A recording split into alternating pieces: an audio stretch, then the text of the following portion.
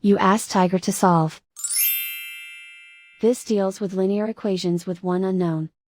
The final result is x equals -2. Let's solve it step by step. Simplify the expression. Group like terms. Simplify the arithmetic. Group all x terms on the left side of the equation. Add 4x to both sides. Group like terms. Simplify the arithmetic.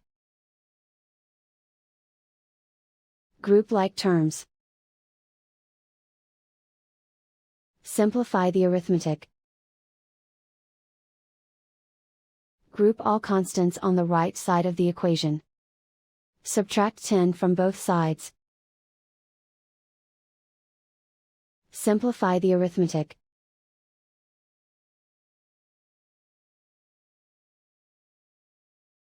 Convert the x into a positive number.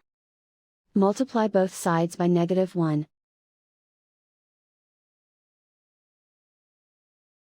Remove the ones. Simplify the arithmetic. And so the final result is x equals -2.